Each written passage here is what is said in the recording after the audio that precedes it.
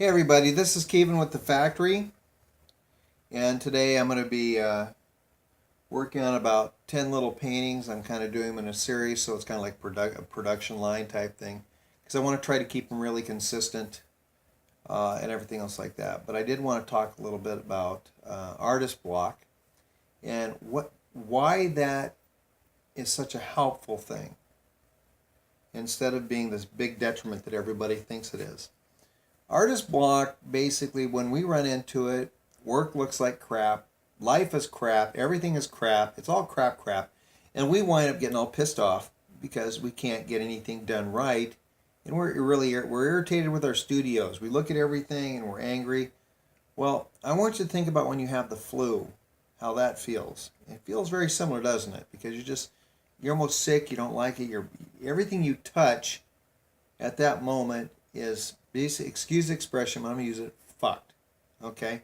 I mean, I don't even think you could draw a crooked line in that moment because you're so screwed, and you're thinking, I'm screwed, I'm never gonna be able to paint again, I'm not gonna be able to do this, oh my god, my life is over, I'm gonna forget everything I've ever learned in my history of my life.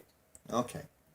Well, this happened to me for years, and I never really understood it until my second ex-wife, Carrie Stierka, still a really good friend of mine. I haven't talked to her in a while, but I was going through this and I was kind of bitching about it because God, I needed to get these things done, and I'm not getting anywhere. And she just put it the very simplest way I've ever heard anybody ever put it.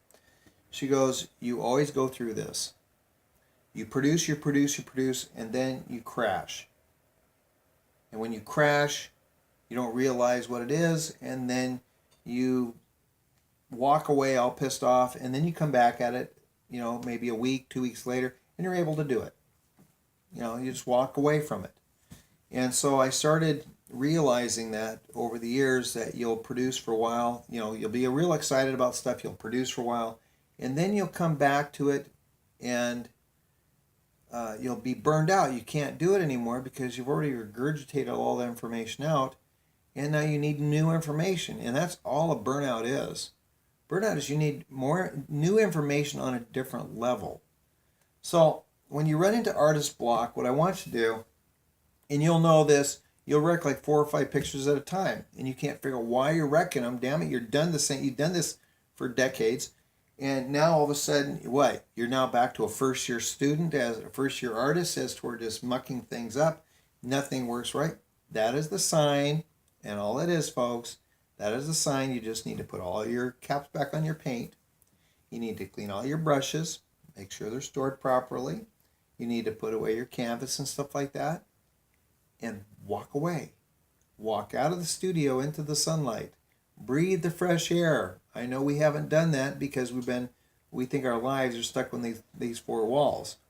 And I guarantee you there can be times when I haven't come out of my studio for a week. Okay? That means no sunlight.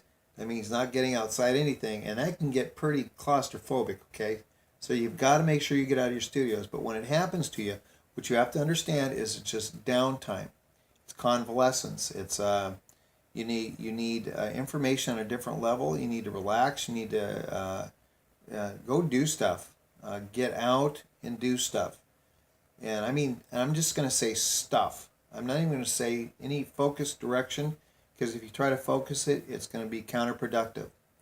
So, over the years, I've just come to this is my process. Now, the past 3 years, or past 4 years, I've been painting so steady, and I think I'm pretty close to about 3,500 paintings in those 3 years.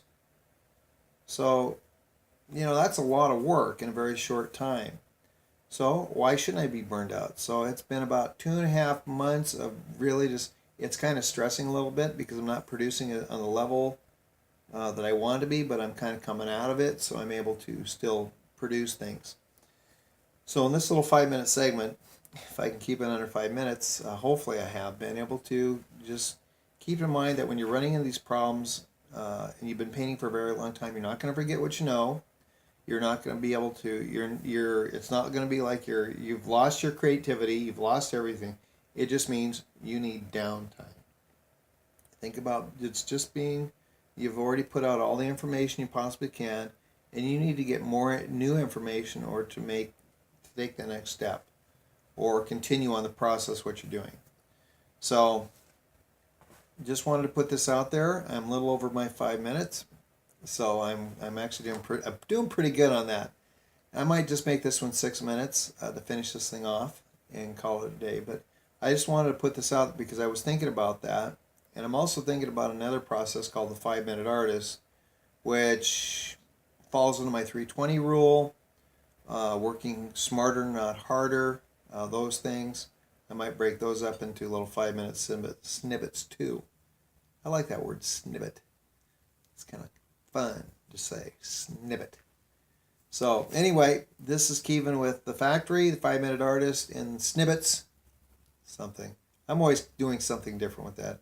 You guys have a good one, and I will see you on the flip side. Till the next time. Bye.